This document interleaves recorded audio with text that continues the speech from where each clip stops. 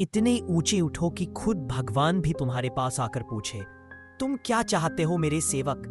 जब तुम मेरे सामने हाथ जोड़कर खड़े होते हो, मैं आपकी मुद्रा के अलावा और भी बहुत कुछ देखता हूं। मैं आपकी आत्मा देखता हूं। जब तुम सिर झुकाते हो तो मुझे तुम्हारा दर्द महसूस होता है। जब तेरी आंखों से आंसू गिरते हैं तो मैं हर बूंद का हिसाब रखता हूं। आप सोच सकते हैं कि आपके दुख पर किसी का ध्यान नहीं जाता, लेकिन ये जान लो, मैं सदैव तुम्हारे साथ हूं। यहां तक कि जब दुनिया आपको अस्वीकार कर देती है, तब भी मैं आपके साथ रहता हूं। आपको गले लगाने के लिए तैयार रहता हूं। जब तुम्हारा हृदय भय से कांपता है तो मैं तुम्हें सांत्वना देने के लिए वहां मौजूद हूं। लेकिन मुझे बताओ, आखिरी बार तुम कब सचमुच मेरे पास आए थे? आपने आखिरी बार अपने दिल की गहराइयों से मुझसे कब बात की थी? आपने आखिरी बार न केवल अपने शरीर से बल्कि अपनी आत्मा से भी साष्टांग प्रणाम किया था? क्या आपकी प्रार्थना केवल जीभ से कही जाती है या यह भीतर से आती है? जब तुम मेरे सामने खड़े होते हो तो क्या तुम्हारे होठ 딸인 미경 씨는 어머니가 목욕을 거부하시면서 많은 고통을 겪고 계셨습니다. 어머니께 목욕을 하자고 말씀드리면 화부터 내시곤 했고, 난 어제 했어 라고 말씀하시지만 실제로는 몇 주째 목욕을 하지 않으신 상태였습니다. 이로 인해 미경 씨는 큰 부담과 걱정을 안고 지내셨죠. 노년층에서 목욕을 거부하는 경우는 생각보다 흔합니다. 하지만 무작정 강요하거나 강제로 목욕을 시키게 되면 오히려 상황이 악화될 수 있습니다. 감정적인 반발이나 스트레스를 유발할 수 있기 때문입니다. 이런 경우에는 먼저 목욕 시간을 짧게 잡고 전신 목욕보다는 부분 세정부터 시작하는 것이 좋습니다. 예를 들어, 오늘은 얼굴만 씻어볼까요? 와 같이 부담 없는 제안으로 시작하면 거부감을 줄일 수 있습니다. 목욕 공간을 따뜻하고 편안한 분위기로 꾸며주는 것도 중요합니다.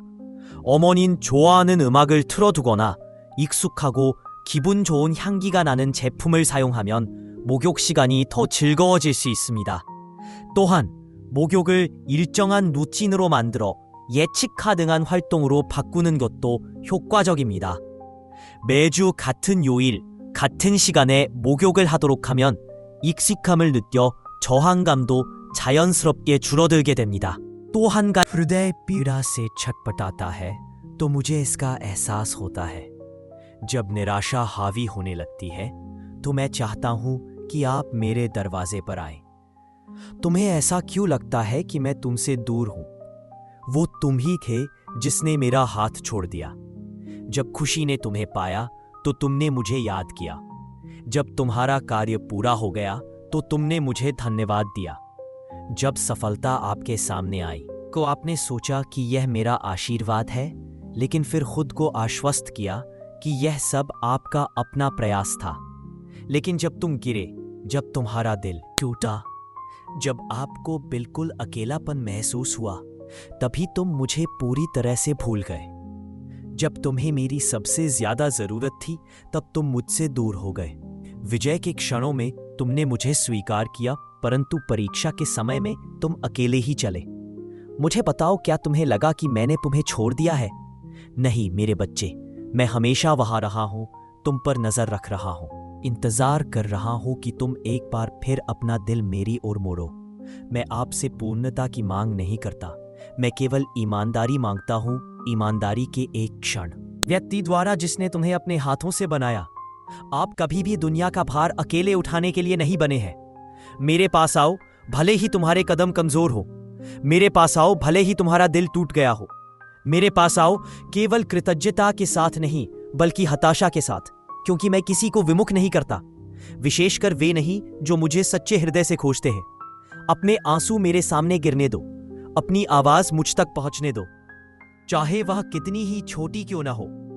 अपनी आत्मा को झुकने दो, आदत से नहीं बल्कि प्रेम से, क्योंकि व्यक्ति द्वारा जिसने तुम्हें अपने हाथों से बनाया, आप कभी भी दुनिया का भार अकेले उठाने के लिए नहीं बने रहे। मेरे पास आओ, भले ही तुम्हारे कदम कमजोर हो। मेरे पास आओ, भले ही तुम्हारा दिल टूट गया हो। मेरे पास आओ, केवल कृतज्ञता के साथ नहीं बल्कि हताशा के साथ, क्योंकि मैं किसी को विमुख नहीं करता, विशेषकर वे नहीं जो मुझे सच्चे हृदय से खोजते हैं। अपने आंसू मेरे सामने गिरने दो, अपनी आवाज मुझ तक पहुंचने दो, चाहे वह कितनी ही छोटी क्यों ना हो। अपनी आत्मा को झुकने दो, आदत से नहीं बल्कि प्रेम से, क्योंकि इससे कोई फर्क नहीं पड़ता कि आप कितनी दूर चले गए हैं। चाहे कितना भी समय हो गया हो, मैं अभी भी यहां हूं, तुम्हारा इंतजार कर रहा हूं। तू लौट आ मेरे सेवक, मेरी ओर वापस।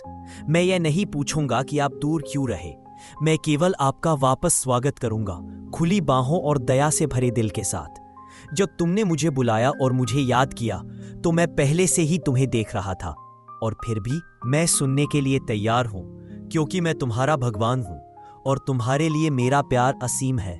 चाहे तुम मेरे प्रति कितने भी दूर या उदासीन हो जाओ, मैं तुम्हारे प्रति कभी भी उदासीन नहीं रहूंगा।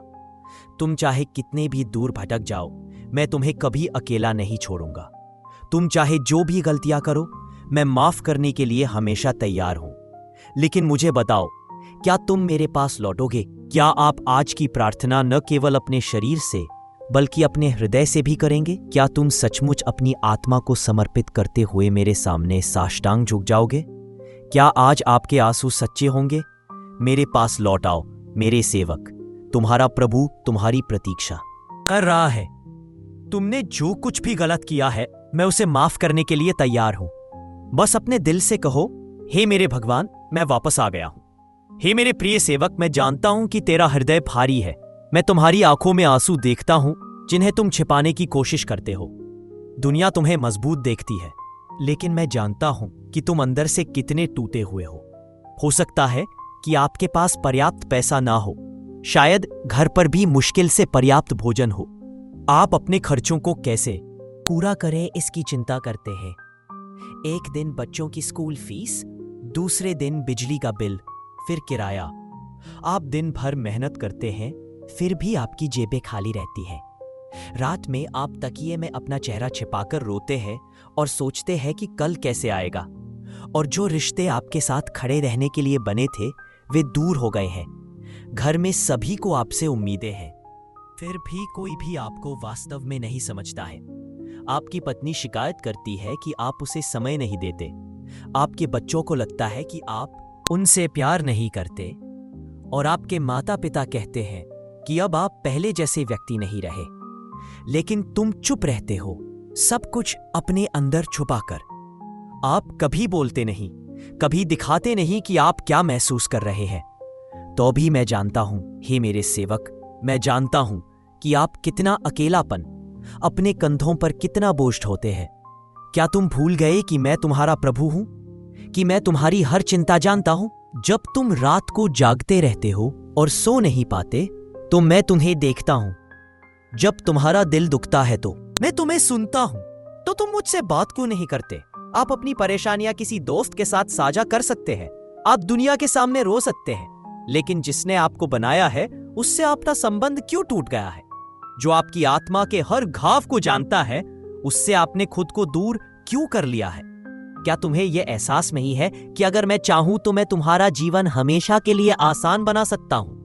परंतु मैं तुम्हें इस संसार में इसलिए भेजा है कि तुम्हारी परीक्षा करो, कि जब कठिनाई आती है तो तुम संसार के द्वार खटखटाते हो या विश्वास के साथ मेरी ओर मुड़ते हो और पूछते हो, हे मेरे प्रभु, तू मुझसे क्या चाहता है? जब तुम मुझे भूल जाते हो तब भी मैं तुम्हें नहीं भूलता। जब तुम अकेले महसूस करते हो तब भी मैं तुम्हारी सांसों से भी ज्यादा तुम्हारे करीब होता हूं। मैंने तुम्हें उद्देश्य से बनाया है, मैंने तुम्हें सबसे उत्तम रूप में गढ़ा है, और मैंने तुम्हारे भीतर एक ऐसी आत्मा रखी है जो शांति, प्रेम और अर्थ की चाहत रखती है। और फिर भी आप यहाँ के अलावा हर जगह खोजते हैं उन चीजों में आराम की तलाश करते हैं जो फीकी पड़ जाती हैं, उन सुखों का पीछा करते हैं जो केवल खालीपन छोड़ते हैं, उन दरवाजों पर दस्तक देते हैं जो आपके लिए नहीं खुल सकते। लेकिन मेरा दरवाजा हमेशा खुला है, मेरी दया सदैव प्रतीक्षारत है, मेरी बाहें तुम्हारे लिए फैली हुई है, इसलिए नहीं कि तुम इसके लायक हो, बल्कि इसलिए कि मैं कौन हूं। मैं आपसे यह नहीं कहता कि आप मेरे पास उत्तम कर्मों या दोष रहित अतीत के साथ आएं। मैं केवल इतना चाहता हूं कि आप थोड़ा सा ही सही ऐसे दिल से मुड़े जो याद रखता हो मेरी, और एक कदम तुम्हें जितना तुम सोच सकते हो उससे कहीं अधिक निकट ले आता है। और जब आप वह कदम उठाएंगे तो आप पाएंगे कि मैं पहले से ही आपकी ओर दौड़ रहा था। आप कहते हैं कि आप थके हुए हैं, लेकिन मैं आराम की पेशकश करता हूँ। आप कहते हैं कि आप टूट गए हैं, लेकिन मैं ठीक करता हूँ। आप कहते हैं कि आप खो गए हैं, लेकिन मैं मार्गदर्शक हूँ। तुम कहते हो कि तुम डरते हो, लेकिन मैं तुम्हारी ताकत हूँ। आप कहते हैं कि आप अकेले हैं, लेकिन आप कभी अकेले नहीं रहे। हे मेरे सेवक, दुनिया ने 겨울철에는 일주일에 두세 번만 목욕하세요. 그럼 냄새나지 않을까요? 라고 걱정하실 수 있는데 겨드랑이나 사타구니 같은 부위만 매일 씻어도 충분히 깨끗함을 유지할 수 있어요. 비누도 온몸에 사용하지 마시고 냄새가 나는 부위만 살짝 사용하세요. 그리고 약산성 비누나 순한 클렌저를 선택하는 게 좋아요. 목욕 후에는 3분 이내에 보습제를 바르는 게 정말 중요해요. 마치 갈증난 사람에게 물을 주는 것처럼 목욕 후 축한 피부에 보습제를 발라주면 수분이 더 잘 흡수된답니다. 할머니도 목욕 횟수를 줄이고 이런 방법을 따르니까 피부 상태가 놀랍게 좋아지셨어요. 이제 밤에 긁느라 깨지 않아도 돼서 좋아요. 박 선생님 덕분이에요. 라고 말씀하셨죠. 충격적인 사실 세 번째는 욕실에서 넘어지면 회복이 어렵다는 것입니다. 욕실은 노년층에게 가장 위험한 공간이란 걸 아시나요? 습하고 미끄러운 바닥, 단단한 표면, 좁은 공간. 이곳은 마치 어르신들을 위험에 빠뜨리기 위한 함정과도 같아요. 실제로 65세 이상 분들의 낙상 사고 중 80%가 욕실에서 일어난다는 사실 놀랍지 않나요? 78세 이정환 할아버지는 10년 넘게 제 환자셨어요. 건강하고 활기찬 분이셨죠. 테니스도 치시고 손주들과 놀아주시고, 그런데 어느 날 밤 목욕을 마치고 욕조에서 나오다 미끄러지셨어요. 그리고 고관절이 부러졌죠. 주세요. तुम्हारा पालनहार तुम्हें प्यार करना कभी नहीं छोड़ेगा। हे मेरी प्यारी आत्मा, जब तुम्हारा पैसा खत्म हो जाएगा, आपको ऐसा लगता है जैसे आपने दुनिया पर से सारा भरोसा खो दिया है। जब कोई आपको धोखा देता है तो आप सोचने लगते हैं जिस पर विश्वास करने के लिए कोई नहीं बचा है। जब आपका निकटतम लोग आपको चोट पहुंचाते हैं या आपसे बहस करते हैं, आप यह मानने लगते हैं कि अब रिश्तों में प्यार नहीं रहा। लेकिन क्या मैंने तुम्हें पहले इस सब के बारे में आगाह नहीं किया था?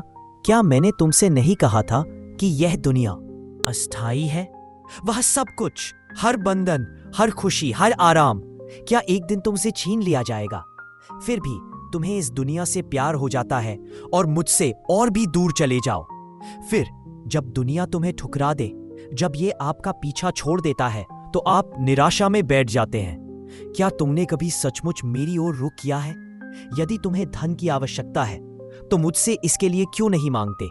यदि आप शांति चाहते हैं तो मेरे सामने क्यों नहीं झुकते? यदि आप अपने रिश्तों में खुशहाली चाहते हैं, प्रार्थना के माध्यम से मेरी 겨울철에는 일주일에 두세 번만 목욕하는 것이 오히려 건강에 좋습니다.